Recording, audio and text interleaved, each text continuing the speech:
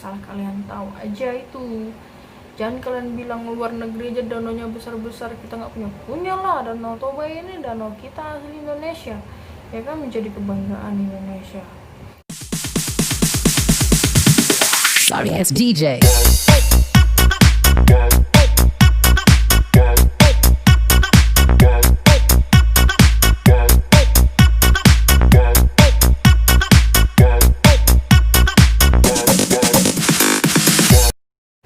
Assalamualaikum warahmatullahi wabarakatuh. Waalaikumsalam warahmatullahi wabarakatuh. Sebelum kita memulai video pada hari ini, perkenalkan dulu, nama aku Kurnia Sulastri Sinaga atau channel YouTube aku KS Sinaga. Untuk hari ini aku akan membahas asal usul Danau Toba dan Pulau Samosir. Tapi sebelum aku melanjutkan video pada hari ini, jangan lupa untuk subscribe, like, komen, dan share videoku supaya berkembang dan kita bisa membahas hal-hal yang mungkin kalian banyak belum tahu. Oke, langsung aja kita cek. Oke, kemungkinan untuk orang-orang yang di luar Sumatera Utara atau tepatnya orang-orang suku-suku lain di luar Pulau Sumatera itu taunya Danau Toba dan Pulau Samosir itu berdasarkan film yang sering muncul di TV, seperti halnya seorang petani yang mancing di sebuah danau, terus tiba-tiba dapat ikan emas, terus ikan emasnya bisa berbicara dan berbentuk manusia, sehingga pak petaninya jatuh cinta sama ikan tersebut, lalu menikahlah mereka. Tapi mereka menikah itu punya janji yang harus tidak diucapkan sang suami ketika nanti mereka punya anak. Suatu hari punya anaklah mereka, ya kan. Seiring berjalannya waktu, bertumbuh besarlah si anak. Suatu hari si ibu nyuruh anaknya untuk nganterin makanan tuh ke bapaknya di sawah. Nah, Nina Samosir ini anterin dulu nih makanan untuk bapak di sawah. Iya bu, oke, dianterin lah karena mungkin lumayan jauh perjalanannya, sehingga bos si Samosir ini lapar nih kawan, perutnya, ya kan. Dimakanlah sedikit-sedikit tuh nasi, dikit-dikit tuh nasi. Tiba-tiba udah sampai sawah, habis tuh nasi, tinggal tulang-tulangnya aja. Marahlah bapaknya. Nah, marah sehingga membuat bapaknya itu mengucapkan hal yang tidak perlu diucapkan, yaitu janjinya sama si istrinya bahwa nggak boleh bilang kalau dia anak ikan, tapi si bapak tetap bilang dasar anak ikan. Nah, situlah terjadi huru-hara dan menjadi bencana yang sangat besar, sehingga terbentuklah Danau Toba itu, dan si Samosirnya jadi pulau. Itu kurang lebih legendanya, kalau salah ya mungkin maaf, karena kan saya hanya mengambil ringkasannya aja. Oke. Jadi sebenarnya dan asal usulnya Danau Toba dan Pulau Samosir itu seperti apa sih? Nah, mungkin banyak kalian yang belum tahu, dan mungkin kalau orang yang asli sana tahu, kemungkinan juga enggak. Jadi di sini kita akan menjelaskan, dan di sini aku akan menjelaskan asal usul Danau Toba dan Pulau Samosir itu melalui artikel Wikipedia. Aku mencari sumber yang mungkin sangat terpercaya, karena aku nggak mau nyari sumber yang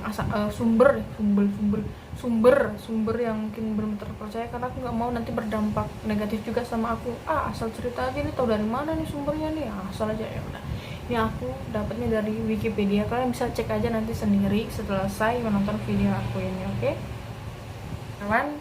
Danau Toba itu adalah danau alami yang berukuran besar di Indonesia, yang berada di kaldera gunung supervulkan.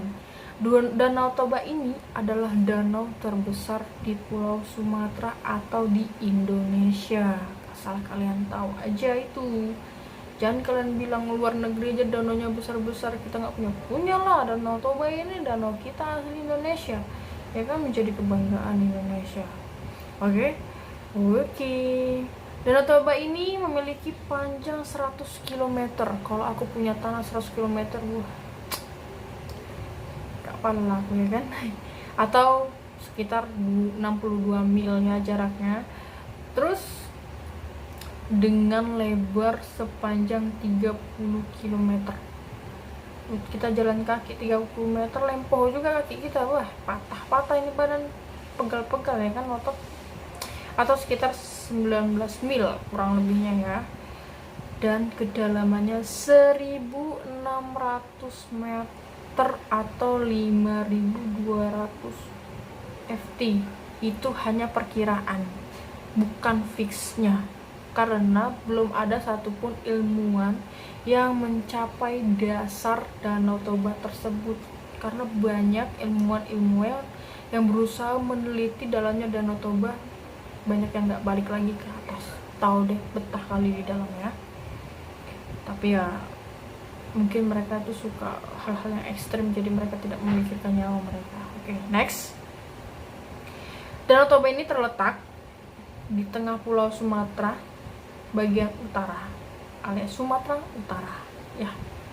Medan kesonoan lagi 3 jaman lah, kesonoan lagi rumahku. Siapa yang nanya ya kan? Itu dengan ketinggian permukaan sekitar 900 meter. Oke, danau ini yang seperti aku sebut tadi, danau terbesar di Indonesia ya. Danau terbesar di Indonesia. Wow.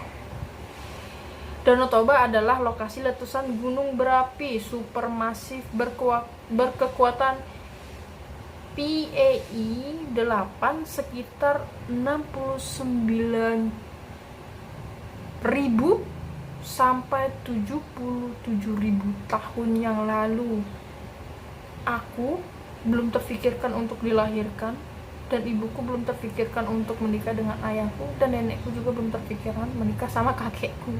Dan itu dulu sangat dulu ya guys. Dan letusan Gunung Toba ini ya memicu perubahan iklim global. Wow. Metode penanggalan terkini menetapkan bahwa 74.000 tahun yang lalu, lebih akuratnya, letusan ini merupakan letusan eksplosif terbesar di bumi dalam ukuran 25 juta tahun terakhir. It's amazing. Menurut teori bencana Toba ya, letusan ini berdampak besar bagi populasi manusia saat itu di seluruh dunia, bukan cuma di Sumatera Utara, bukan cuma di Pulau Jawa, bukan cuma di Pulau Kalimantan atau sekedar di Indonesia. Dampak letusan ini menewaskan sebagian besar manusia yang hidup waktu itu, dan diyakini menyebabkan penyusutan populasi di Afrika Timur Tengah dan India, sehingga memengaruhi genetika populasi manusia di seluruh dunia sampai sekarang. Itu sekitar 60% populasi dunia lenyap karena letusan Gunung Toba. Untung aku belum hidup di situ. Aku udah di situ kayak mana, nggak kebayangkan itu. Dan kemungkinan besar juga yang menyebabkan punahnya dinosaurus, kawan. Bisa jadi karena kan 75.000 tahun lalu dinosaurus masih ada, dan menewaskan 60% populasi dunia. Ya kan, kalau nggak percaya kalian cek aja Wikipedia. Aku kan menjelaskan melalui Wikipedia, bukan asal-asalku aja. Nah, kan? Para ilmuwan itu ya sepakat bahwa letusan Toba memicu musim dingin vulkanik yang menyebabkan jatuhnya suhu dunia antara 3 hingga 5 derajat Celcius. 3 sampai 5 derajat Celcius. Coba. Dan hingga 15 derajat Celcius di daerah lintang atas ya. Penelitian lanjutan di danau Malawi, Afrika Tengah menemukan endapan debu letusan Toba. Afrika Tengah loh, ke Indonesia berapa kilometer? Di sini dijelasin ya, menemukan endapan debu letusan Gunung Toba. Jauh. Aku aja belum pernah ke Afrika kan? Ya, sudah banyak penelitian yang menyebutkan bahwa letusan Gunung Toba termasuk ke dalam supervolcano atau letusan gunung yang mempengaruhi seluruh dunia karena kedahsyatannya, kawan. Entah. Katanya Bill Ross dan Craig Chesner mengungkapkan bahwa letusan Gunung Toba berdampak pada kepunuhan 60% spesies yang ada di bumi dengan lontaran debu vulkanik mencapai 10 km dan memuntahkan 2.800 km material vulkanik dari dalam Gunung Toba. Seperti yang aku bilang tadi, 60% ya spesies yang ada di bumi meninggal gara-gara letusan Gunung Toba ini ya. Beberapa ahli yang menyebutkan bahwa letusan Gunung Toba inilah yang menyebabkan terjadinya zaman es di seluruh dunia. Jadi berarti Indonesia juga termasuk kena es ya, maksudnya ada salju dulu. Terus beberapa peneliti sampai berekspedisi ke wilayah utara India untuk mencari kebenaran akan adanya letusan supervolcano yang berasal dari Gunung Toba. Faktanya ditemukan 2.100 titik kecocokan antara partikel debu vulkanik Gunung Toba dengan partikel debu vulkanik di negara tersebut. Terbukti, bukan cuma ngomong kosong, oke? Para ahli memperkirakan bahwa hilangnya kawasan Atlantis merupakan dampak dari letusan supervolcano ini. Dahsyat. Letusan yang dahsyatnya menyebabkan sebuah rongga yang besar pola dan sisi ujung Gunung Toba. Rongga inilah yang menjadi cikal bakal terbentuknya Danau Toba, sedangkan Pulau Samosir adalah puncak gunung yang telah mengeluarkan material vulkaniknya. Jadi bukan kutukan ya. Dulu Pulau Samosir masih menyatu dalam daratan, jadi dulu itu belum ada danau, masih daratan, semuanya itu masih daratan, belum ada Danau Toba. Dan Samosir itu masih sebuah gunung itu belum meletus dulunya ya. Sehingga maksudnya maksudnya daratan Sumatera meskipun hanya sebagian kecil, sehingga jika seorang berlayar di Danau Toba itu harus berputar arah untuk mengelilinginya, jadi nggak bisa menyatu, masih daratan. Jadi kalau mereka mau putar arah itu harus putar balik lagi gitu, kayak ada rambu-rambu putar balik, mereka putar balik gitu kan. Adanya daratan yang masih menempel di daratan Sumatera membuat Samosir belum bisa disebut dengan pulau karena dia masih gunung. Barulah pada masa penjajahan Belanda mereka memberikan penduduk sekitar untuk membuat kanal di daratan tersebut yang menghubungkan sisi danau satu ke sisi danau lainnya. Hal ini bertujuan untuk memudahkan masyarakat untuk mengunjungi atau mengelilingi Danau Toba.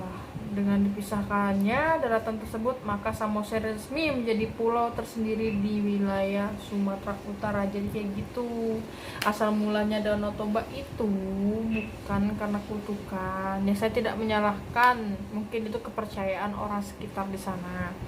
Yang benarnya itu adalah terjadinya letusan Gunung Toba pada 75.000 tahun yang lalu yang menyebabkan 60% spesies di bumi itu punah. Ya kemungkinan salah satunya dinosaurus gitu.